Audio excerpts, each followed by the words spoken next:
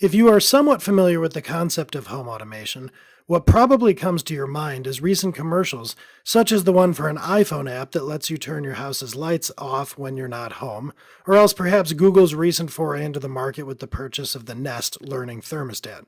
But it goes a lot further back than that.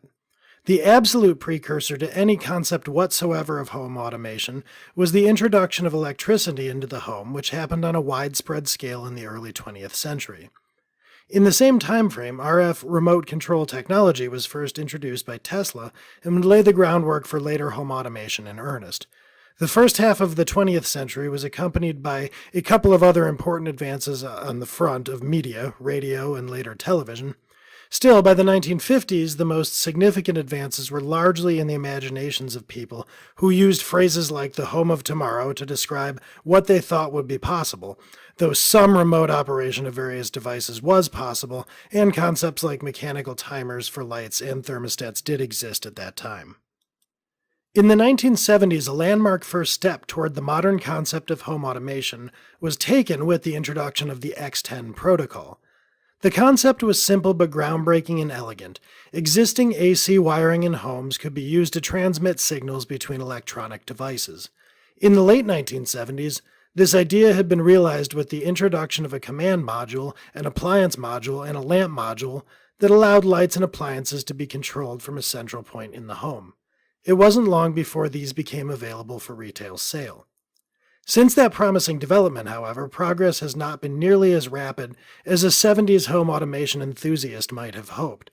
Various niche commercial devices, such as the Clapper, have struck the public largely as curiosities rather than as game-changing developments.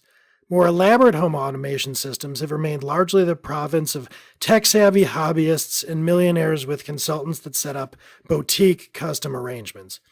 Retail brands emerged, such as X10, which was named after the protocol, but also Z-Wave, Insteon, Zigbee, and others. But none of these has been able to last in retail stores, and the X10 Corporation actually wound up going bankrupt in the early 2000s. In spite of its disappointing lack of movement over the last 30 years or so, the home automation market is showing some signs that it may truly be about to take off.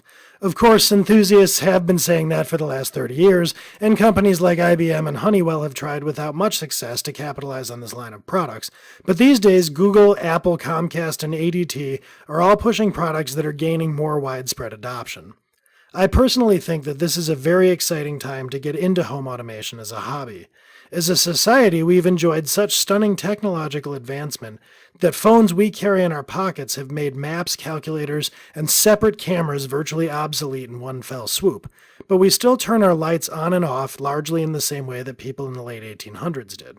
I'd like to get a lot smarter about that and see it change, and I think that being a home automation enthusiast right now is probably comparable to being a personal computing enthusiast in the late 70s and early 80s.